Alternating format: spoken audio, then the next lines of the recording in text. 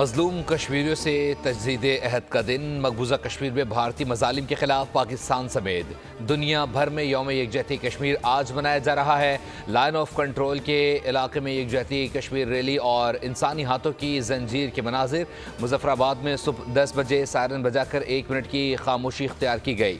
اسلام آباد میں بھی ریلی نکالی گئی۔ یوم یکجہتی کشمیر کے موقع پر chairman joint chief of staff committee, تینوں سروسز چیفز اور مسلح افواج کا مقبوضہ جموں کشمیر کے بہادر عوام کے حق خود ارادیت کی منصفانہ جدوجہد میں ان کی غیر متزلزل حمایت کا ادا۔ صدر مملکت اور وزیر اعظم کے یوم یکجہتی کشمیر پر پیغام، کہا کشمیریوں کے صبر، حوصلے اور استقلال تاریخ میں سنہری حروف سے لکھا جائے گا۔ پاکستان کبھی خاموش نہیں بیٹھے گا اور نہ ہی اپنے اصولی موقف سے دستبردار ہوگا۔ وفاقی کابینہ کے اراکین کی جانب سے کہا گیا، کشمیری عوام کے ناقابل تسخیر حوصلے کو خراج تحسین پیش کرتے ہیں۔ کشمیری عوام نے دہائیوں سے جاری جبر، بربریت اور سنگین انسانی حقوق کی خلاف ورزیوں کو برداشت کیا۔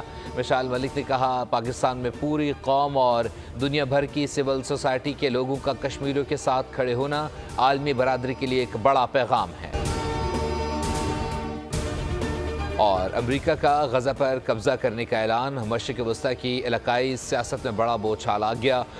امریکی صدر ٹرمپ کی اسرائیلی وزیر اعظم نیتن یاہو کے ہمراہ وائٹ ہاؤس میں مشترکہ پریس کانفرنس میں بڑا اعلان۔ صدر ٹرمپ نے کہا، امریکہ غزہ کی پٹی پر قبضہ کر لے گا، ہم اس کے مالک ہوں گے، جس کا مقصد اس علاقے میں استحکام لانا اور ہزاروں ملازمتیں پیدا کرنا ہے۔ عرب ممالک نے آئیڈیا کو پسند کیا ہے، ایران کے ساتھ سختی سے نمٹا جائے گا۔